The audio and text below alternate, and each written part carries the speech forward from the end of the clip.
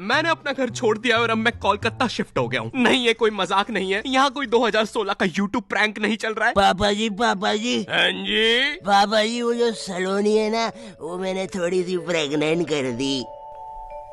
पापा जी प्रैंक है। मैंने अपनी लाइफ में कभी सोचा भी नहीं था कि मैं कोलकाता आऊंगा। भाई, मुझे कोलकाता के बारे में बस रविन्द्रनाथ टैगोर जी के बारे में पता था। कितने महान आर्टिस्ट थे यार वो। उनके जमाने में भी लोग ऐसे तुच्छ से कमेंट करते थे क्या? रविन्द्रनाथ टैगोर जी, आपकी रीसेंट कविता में तो मजा ही नहीं है। मेरे को लगता पहले ही आप बढ़िया कर रहे थे, अब तो पता नहीं क्या है। सही बोलूं तो वी वांट ओल्ड RNTG में। बाकी आई एम अनसब्सक्राइबिंग फॉर नाउ। यही चीज होती है जब मैं भी कुछ नया ट्राई करने जाता हूँ। कुछ लोग आ जाते हैं, we want old not your type back, old not your type दो ना। अरे ऐसे तो फिर मैं कुछ नया ट्राई कर ही नहीं पाऊंगा, इसलिए ये बंद करो। और आज से we want new not type के कमेंट्स आने चाहिए। और सिर्फ मुझे नहीं, बाकी यूट्यूबर्स को भी यही कमेंट आने चाहिए। उन्हें भी न्यू नॉट टाइप बनने पे मजबूर कर दो। मुझे तुम्हारी पावर जाननी है कि तुम कितनी फालतू चीज वायरल कर सकते हो। खैर, बैक टू कोलकाता। भाई, कोलकाता में मेरे लिए दोस्त बनाना बहुत मुश्किल हो रहा है। यहाँ सबसे बड़ी प्रॉब्लम लैंग्वेज की है, क्योंकि यहाँ मेजोरिटी लोग बंगाली के अलावा कुछ बोलते ही नहीं है। अरे अभी तो बुढ़ फाड़ी ना की। क्या बात हो रही है? और अगर तुमने इनके सामने हिंदी में बात कर ली, हाँ, क्या बात हो रही है? तो ये तुम्हें ऐसी नजरों से देखेंगे जैसे तुमने क्या ही बोल दिया हो। ऐसे गूंजते हैं तुम्हारे हिंदी के वो नापाक शब्द। क्या बात हो रही है? अरे ऐसे तो मैंने बोला भी नहीं था। और पहले ये लोग नॉर्मल सर्कल में बात कर रहे थे। जैसे मैंने मुंह खोला तो फुटबॉल टीम जैसा डिस्कशन होने लग गया। अरे इतना बाहर का कौन फील करवाता है यार।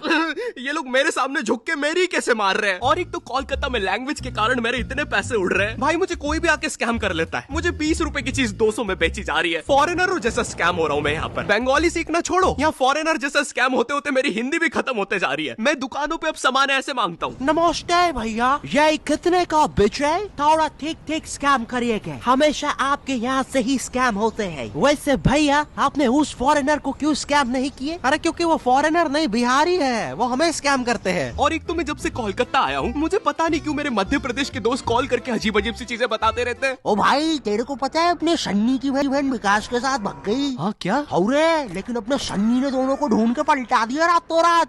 जेल में अभी सन्नी। ले बात कर। एक सेकंड, जेल? ए कोलकाता है मजे, नहीं तो हमको देखो ये जेल में मिक्सचर नमकीन खा रहे रोटी के साथ। ले रहे ये मिक्सचर भी एक्सपायरी करनी है, इतनी खाना, इज्जत ही नहीं भाई की। और तू देखना रे बाबा, कोलकाता में बालों से जादू हो जाते, नहीं तो अपने चाचा जी लंगड़े हो गए थे। लेकिन अपने चाचा जी की तो बाल ही नहीं थे। अरे तो झाट उखाड़ लियो कि मेरे को क्या पता रे, भूख लग रही इधर की जगह। ला रे वो घड़िया एक्सपायरी मिक्सचर खा पी के खत्म करूँ। और भाई, कोलकाता का मौसम, यहाँ इतनी सी बारिश होती नहीं है, पूरा कोलकाता डूब जाता है। और फिर उस डूबे हुए कोलकाता में करंट भी फैल जाता है। न्यूज में आ रहा है पानी में करंट फैल जाने के कारण हुई 25 मौतें। मुझे लगा 25 लोग मर गए। फिर मैंने नाव से जाके देखा तो पता चला मरा एक ही बंदा था। वो बस बार बार पानी में झटका खा के जिंदा हो जा रहा था। तो टेक्निकली वो एक ही बंदे की 25 मौतें हुई है। और भाई, कोलकाता में एक तो इतनी पतली पतली गलियां है। यहाँ मैं लड़ाई जीतने के बाद भी पतली गली से निकल के आता हूँ। एक तो जो मुझसे हारा है वो साला मेन रोड पे रहता है, तो अब वो वहाँ चौड़ा हो रहा है।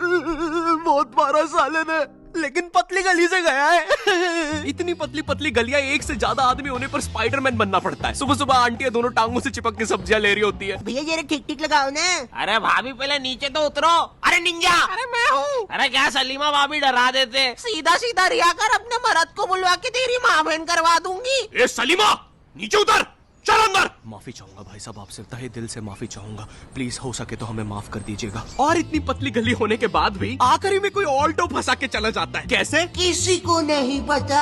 आए दिन मुझे गली के साथ नई जोर जबरदस्ती देखना पड़ता है। कभी कोई ट्रक तो कभी कोई टेम्पू। गाड़ियां लाइन लगा के खड़ी रहती है बेचारी गली के बाहर। एक दिन एक पुलिस की गाड़ी आई तो सारी गाड़ियां अपना मुंह बांध कर भागने लगी। मेरी गली के कारण लोग अब मुझे गंदे लुक्स दे रहे हैं। ये देखो, चरित्रहीन गली में रहने वाला जा रहा है। सुना है कल रात में 2 ट्रक घुसे थे, आवाजें आ रही थी। मेरी गली की इतनी अजीब सी इमेज बन गई है। एक दिन एक पाजी साइकिल से निकला तो वो उदास हो गया, बोलता छी, चरित्रहीन गली, निकल के मजा ही नहीं आया। मैं जब कोलकाता आया था तो मुझे सबने बताया, ए बेटे, कोलकाता में ना स्वीट चीजें बहुत फेमस है, गुप्त रोग की दवा देगा? तो मैंने सोचा कोलकाता आया हूँ, ट्राई करने में क्या दिक्कत है। और गुप्त रोग की दवा नहीं दादी, स्वीट्स ट्राई कर देते। स्वीट? तो मैं स्वीट ट्राई करने एक दुकान पे गया और उनके मेन्यू में पता है क्या था? चाय में रसगुल्ला, बेक्ड रसगुल्ला, गरम रसगुल्ला। मैं रसगुल्ला खाने आया हूँ, मुझे बेक रसगुल्ला मिल रहा है। अरे ये रसगुल्ला थोड़ी ना है, ये तो बस गुल्ला है। और यहाँ पर पानी पूरी का भी बुरा हाल है। बाय द वे, यहाँ पे पानी पूरी को लोग फुचका कहते हैं। ये रहा दादा, हमारा थम्स अप पुचका खाओगे? थम्स अप पुचका, ये सुन के मुझे इतना गुस्सा आया, मैंने अपना थम्स डाउन करके भैया के पुचके में घुसा घुसा दिया। अरे दादा, टिप बाद में दे देते।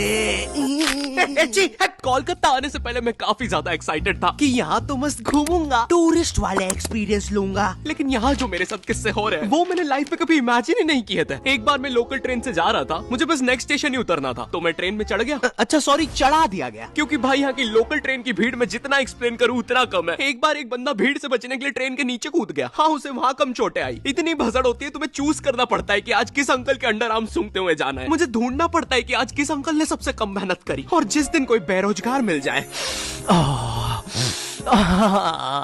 मैं जॉबलेस हूँ, मुझे कोई पसंद नहीं करता। अरे नहीं नहीं भाई, आई लव यू। जरा उस मेहनती बुढ़े को देखो, साला दिन रात मेहनत करके अपनी फैमिली को पाल रहा है। हट बुड्ढे, नीच। और इतने भसड़ और पसीने के बीच में भी ट्रेन में एक केटीएम कपल होता है जिसे रोमांस सूझ रहा है। वो बंदा ऐसे खड़ा हुआ है गेट के पास अपनी बंदी को लेके कि कोई पास ना आ जाए। बगल वाले अंकलों को बस उतना पार्ट छोड़ के सब चिपका हुआ है बंदी से। इसे लगता है ये ऐसे करके 80 लोगों की भीड़ रोक लेगा। किस कर ले, कर लो, पक्का कर ले, कर लो, बहुत जम से कर देंगे। अबे देख क्या रहा है? सॉरी भाई, भीड़ में सेटिंग ही ऐसी हो रखी है, रुको। एक तो स्टेशन पे तुम्हें इतने भिन्न भिन्न प्रकार के लोग मिलते हैं। कुछ अंकल इतने स्किलफुल होते हैं, वो ट्रेन रुकने से पहले ही चढ़ जाते हैं, सटाक से गायब हो जाएंगे तुम्हारे साइड से। वो ट्रेन तो रुकने भी नहीं वाली थी, उसमें कैसे चढ़ गया ये? 8:05 पे आने वाली ट्रेन में 8:03 पे अंदर बैठे मिलते हैं। इनका और इतना ज्यादा, स्टेशन वाले ट्रेन अनाउंसमेंट रोक के इनका थीम सॉन्ग चला देते हैं। भीड़ है, डंग डंग डंग डंग डंग डंग डंग डंग डंग डंग। कभी ट्रेनों के बीच से निकल जाएंगे, कभी चलती ट्रेन से उतर के ट्रेन को ही हरा देंगे। आधे लोग तो ट्रेन में चढ़ते भी इसे देखने के लिए कि ये साला इतनी जल्दी जा किधर रहा है, कहीं उधर अच्छे दिन तो नहीं आ गए। पर फिर वो उन्हें भी चकमा देकर दूसरी ट्रेन में कूद जाता है। बेचारे दो क्यूरियस बंदे उसके पीछे जाने के चक्कर में ट्रेन में आ जाते हैं, और जो लोग उसके पीछे पहुंच भी जाते हैं उन्हें वो स्टेशन और जगह नहीं पता चलती, क्योंकि अभी भी अनाउंसमेंट में अंकल का थीम सॉन्ग चल रहा है, डंग डंग डंग डंग डंग। लेकिन मैं कुछ भी बोलूं, कोलकाता जितनी कलरफुल सिटी, जितना कल्चर यहाँ पर है उतना इंडिया में कहीं पर भी नहीं है। और यहाँ का सबसे बड़ा फेस्टिवल दुर्गा पूजा, भाई ये जितना ब्यूटीफुल होता है उतना केओटिक भी। इसकी स्टार्टिंग में लोग तुम्हारे घर पे चंदा मांगने आते हैं। ये रहा दादा 10,000 टोको, और नहीं दो तो ईश्वर के लिए ऐसा करोगे? एक तो ये चंदे वालों का ब्लैकमेल हर जगह सेम ही होता है। मैं जब मध्य प्रदेश में रहता था तब भी वहाँ पे रावण बनाने के लिए ऐसे ही करते थे। नहीं दोगे 51 रुपए तो फिर कैसे चलेगा हमारा ये बेचारा रावण। लोग कहते हैं रावण में अहंकार था, हमारे वाले की आंखों में शर्म है। 10 के 10 सर झुक गए भाई। तुमने बाट नंबर 17 का रावण देखा है? देख के लगता है उसकी लंका होगी, और हमारा वाला ऐसा लगता है इसकी लंका किसी ने लगा दी होगी। लग रहा कूटा है भाई इसको तो। देखो भाई प्लीज 51 रुपए दे दो। वो बाट नंबर 17 वाले हमारा रावण ले जाने बोल रहे हैं हमारे रावण को तीर बना के छोड़ेंगे उनके रावण पे। यहाँ पर दुर्गा पूजा के दिन पंडाल कॉम्पिटिशन्स भी होते हैं, और जो भी पंडाल कॉम्पिटिशन में जीतता है उन्हें पता है ग्रैंड मास्टर का ग्रैंड सल्यूट मिलता है। झूम झूम कर धूम मचा संग झूमे सारा इंडिया। एक्चुअली नहीं, ये सच नहीं है, मुझे नहीं पता उन्हें क्या मिलता है। लेकिन भाई यहाँ पर इतनी अलग अलग थीम के पंडाल्स बनते हैं। Futuristic theme, Jurassic theme, Doraemon theme. कुछ लोगों का पंडाल टाइम से नहीं बना तो टूटी हुई पंडाल थीम। अरे बाप रे। और भाई इतनी लंबी लंबी लाइनें लगती हैं इन पंडाल्स को देखने के लिए। मेरे घर के बगल में है पंडाल, मैं 5 किलोमीटर दूर टैक्सी लेके जा रहा हूँ, पीछे लाइन में लगना है। कब से खड़ा हूँ यार, लगता है अब तो माता जी के दर्शन स्वर्ग में ही होंगे। और गुस्सा तो मुझे उन लोगों पे आती है जो लाइन में आगे अपने भाई बंधुओं को लगा रहे होते हैं। अरे रमेश आजा आजा, भैया थोड़ा पीछे होना, पीछे होना। अरे मेरे कॉलेज फ्रेंड्स, भैया थोड़ा पीछे होना, पीछे होना। अरे मेरा पूरा खानदान, भैया थोड़ा पीछे होना, पीछे होना। अरे इसके पीछे के सारे लोग, भैया थोड़ा पीछे होना, पीछे होना।